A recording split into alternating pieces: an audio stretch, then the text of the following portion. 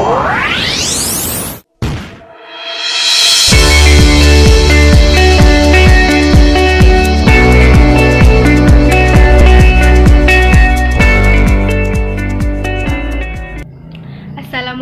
warahmatullahi wabarakatuh. Perkenalkan, saya Wahyuniar, Prodi Hukum Tata Negara 5 semester 4. Pada kesempatan ini saya akan memaparkan materi tentang dinamika dalam pergantian hukum dasar negara. Yang pertama yaitu mengenai sejarah awal terbentuknya Undang-Undang Dasar 1945. Badan Penyelidik Usaha Kemerdekaan Indonesia (BPUPKI) yang dibentuk pada tanggal 29 April 1945 adalah badan yang menyusun rancangan Undang-Undang Dasar 1945. Pada sidang pertama yang dilakukan pada tanggal 28 Mei sampai 1 Juni 1945, Insinyur Soekarno menyampaikan gagasan tentang dasar negara yang diberi nama Pancasila.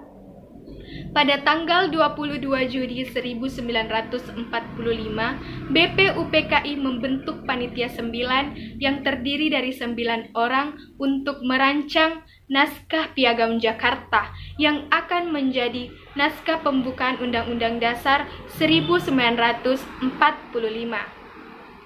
Setelah dihilangkannya anak kalimat dengan kewajiban menjalankan syariat Islam bagi pemeluk-pemeluknya, maka naskah Piagam Jakarta menjadi naskah pembukaan Undang-Undang Dasar 1945 yang disahkan pada tanggal 18 Agustus 1945 oleh Panitia Persiapan Kemerdekaan Indonesia (PPKI).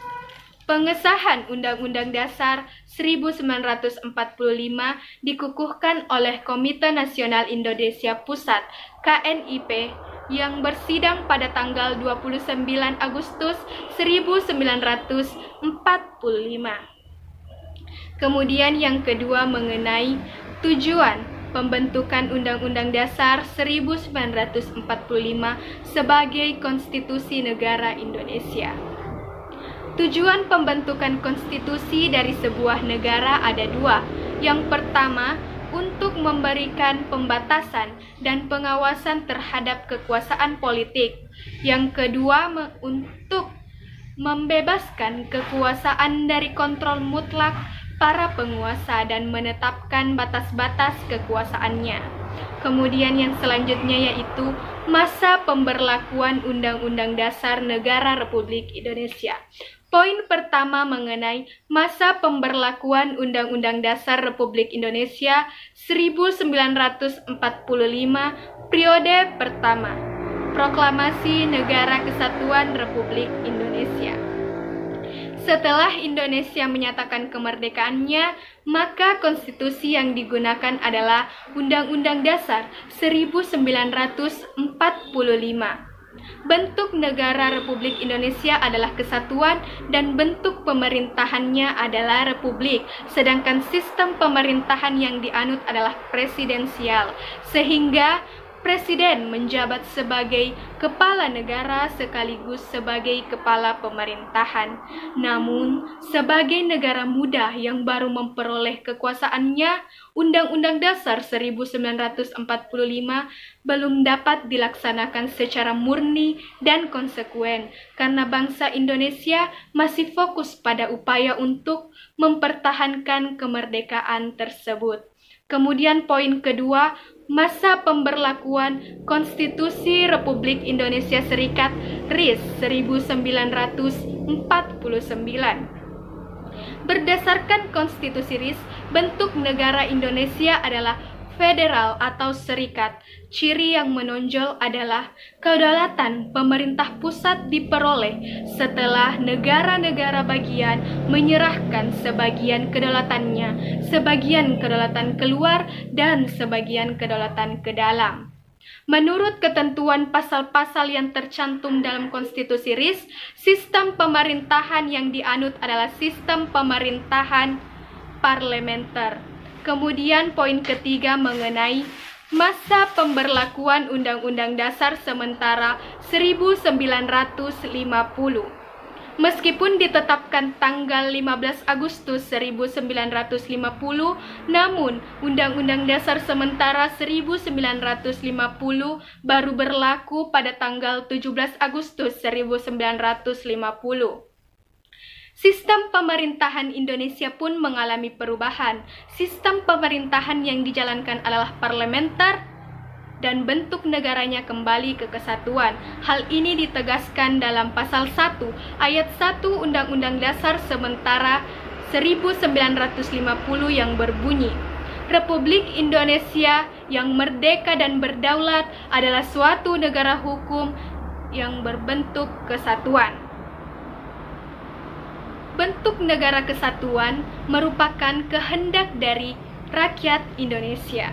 Kemudian selanjutnya yaitu masa pemberlakuan Undang-Undang Dasar Republik Indonesia 1945 periode 2. Dekret Presiden Republik Indonesia.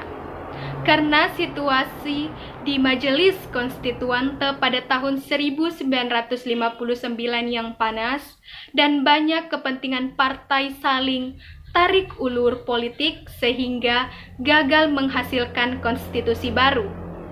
Kemudian pada tanggal 5 Juli 1959, Bung Karno mengeluarkan keputusan presiden yang memberlakukan kembali Undang-Undang Dasar 1945 sebagai konstitusi menggantikan Undang-Undang Dasar sementara 1950 yang berlaku pada saat itu. Pada masa ini terbagi atas dua. Yang pertama, masa Orde Lama.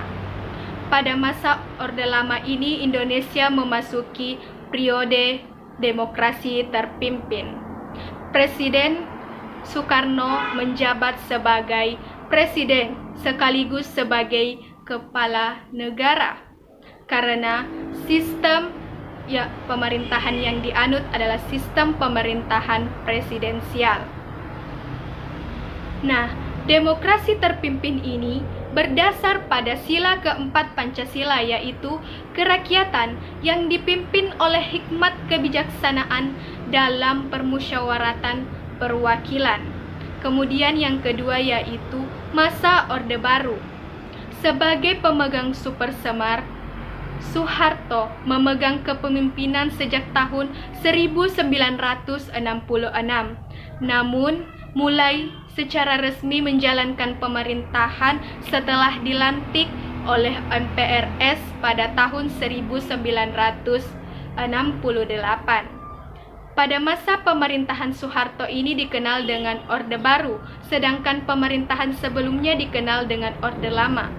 Pada masa Orde Baru ini memprioritaskan pembangunan ekonomi dan stabilitas nasional yang mantap. Selanjutnya yang terakhir yaitu masa pemberlakuan Undang-Undang Dasar Republik Indonesia 1945 sudah dekret presiden sampai sekarang.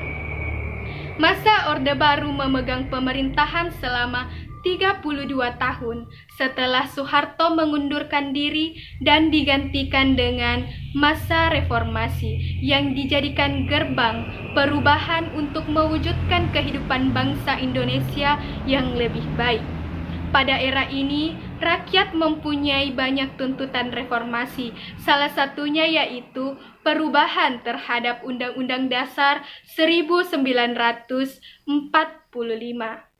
Tujuan perubahan Undang-Undang Dasar 1945 pada waktu itu adalah penyempurnaan aturan dasar seperti tatanan negara, kedaulatan rakyat, hak asasi manusia, pembagian kekuasaan, eksistensi negara demokrasi dan negara hukum, serta hal-hal yang sesuai dengan perkembangan aspirasi dan kebutuhan bangsa. perubahan Undang-Undang Dasar 1945 yang sudah dilakukan oleh pemerintah Indonesia adalah sebanyak 4 kali. Perubahan pertama dilakukan pada tanggal 14 sampai 21 Oktober 1999. Perubahan kedua dilakukan pada tanggal 7 sampai 18 Agustus 2000.